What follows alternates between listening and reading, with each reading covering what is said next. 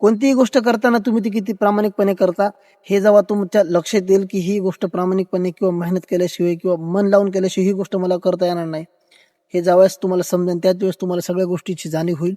तर नमस्कार मित्रांनो, मी संभाजी हनवते, संयम क्रिएशन या माझ्या युट्यूब चॅनलमध्ये तुमचं स्वागत करतो. आज आपण स्वतःला शांत कसं ठेवायचं किंवा एखादं कार्य करत असताना तुम्ही तिथं शांत कसं राहाल, तुम्हाला ती गोष्ट पार करताना काय करायचंय याविषयी आपण थोडीशी चर्चा करूया. चर्चा ही थोडीच असेल आज की एखादी गोष्ट तुम्ही एखादं काम करताय किंवा समाजात वावरताय, दैनंदिन जीवनामध्ये तुमच्या काही गोष्टी करतायत, तर ह्या गोष्टी करताना सगळ्यात महत्वाचं म्हणजे तुमच्याकडे असलेलं अपुरं नॉलेज किंवा अपुरं ज्ञान. हे अपुरं ज्ञान नेहमीच माणसाला घातक ठरत असतं, कारण ह्या अपुरं ज्ञानामुळे तुम्ही काम करत असलेल्या गोष्टी करत असलेल्या कामामध्ये नेहमीच चुका होत असतात. आणि ह्या चुकाचं कारण असं असतं की तुम्ही ती गोष्ट परिपूर्णपणे पूर्ण करू शकत नाहीत. याचा म्हणजे इफेक्ट किंवा ह्यावर एक गोष्ट अशी घडत असते की तुम्ही जे काम करताय ते काम पूर्ण होणार नाही, है ना.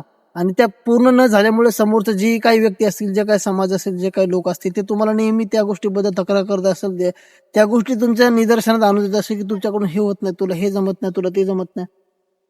तर अशा वेळेस तुम्हाला करायचं आहे की तुम्ही ज्याही काही गोष्टी करता त्या पूर्ण मन लावून करणं खूप गरजेचं आहे.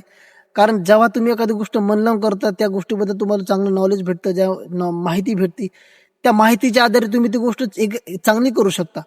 आणि एकदा जर तुम्हाला ती गोष्ट चांगली करायची सवय लागून गेल्याच्या नंतर तुम्हाला कोणत्याच गोष्टीमध्ये अडथळा येणार नाही. आणि एकदा जर अडथळा तुमचा दूर झाला तर तुम्हाला म्हणजे सांगायचं तात्पर्य एवढंच आहे की तुम्ही तुमचा जो वीक पॉईंट आहे, जो तुमचा जो कमजोर म्हणजे हे आहे, मुद्दा आहे, त्यावर तुम्ही भर द्या. तुम्हाला जे जमत नाही त्यावर तुम्ही जास्तीत जास्त प्रयत्न करा.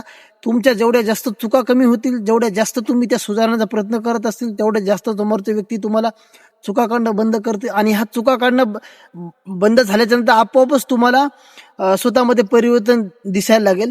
कारण जेव्हा जेव्हा समोरचे व्यक्ती आपल्या चुका काढतात त्यावेळेस आपल्या स्वतःबद्दल किंवा त्या व्यक्तीबद्दल जास्त द्वेष निर्माण होत असतो. समोरच्या व्यक्तीचा द्वेष कधीच नाही करायचा, कारण ती व्यक्ती तुम्हाला शिकवण्यासाठी असते. तुम्हाला फक्त स्वतःमध्ये परिवर्तन करायचं आणि ते परिवर्तन पूर्ण मन लावून तुम्ही जे काम करता, जे समाजामध्ये राहतात, जे काही करताय, ह्यासाठी त्या गोष्टी खूप गरजेच्या आहेत. आणि समाजामध्ये वावरताना मी जसं प्रत्येक व्हिडिओमध्ये सांगतो, कारण सगळ्यात महत्वाचा जो घटक आहे की तुम्ही 4 माणसात जा, 4 माणसाकडून काहीतरी शिका. कारण ही गोष्ट खूप महत्वाची आहे. तुम्हाला सगळ्यात गोष्टी एकदाच नाही मिळू शकणार. परिवर्तन हे एकाच दिवशी घडत नसतं, ते थोड्या थोड्या गोष्टी घडत असतात. तुम्हाला प्रत्येक गोष्टीतून काहीतरी शिकायला लागेल, कारण जेव्हा तुम्ही लोकांकडून काही ना काही शिकाल त्याच वेळेस तुम्हाला सगळ्या गोष्टीचं नॉलेज भेटेल.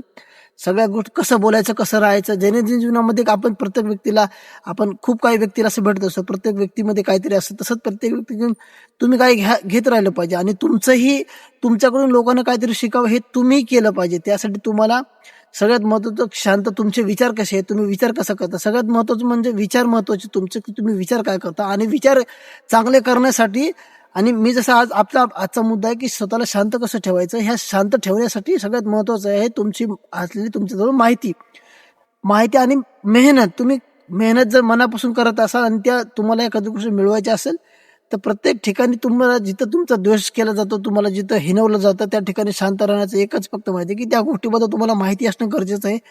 आणि त्या गोष्टीचा फायदा तुम्ही नक्कीच तुम्हाला पुढे चालून होणार आहे.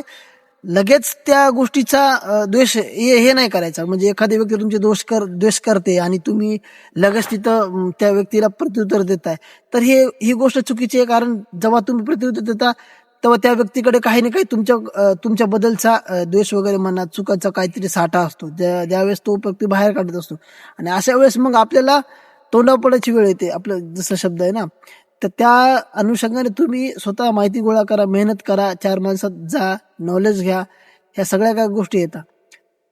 तर आजच्या व्हिडिओमध्ये जास्त काय आपण चर्चा केली नाही, कारण हा मुद्दा खूप मोठा आहे आणि यावर आपण येणाऱ्या व्हिडिओमध्ये नक्कीच एक नवीन व्हिडिओ सुद्धा मी बनवणार आहे. तर आजच्या व्हिडिओमध्ये थोडक्यात सांगण्याचा प्रयत्न केला आहे. तर येणाऱ्या नवीन व्हिडिओसाठी तुम्ही माझ्या चॅनलला सबस्क्राईब करा, लाईक करा, शेअर करा. व्हिडिओ आवडल्यास कमेंट सुद्धा करा. आणि धन्यवाद.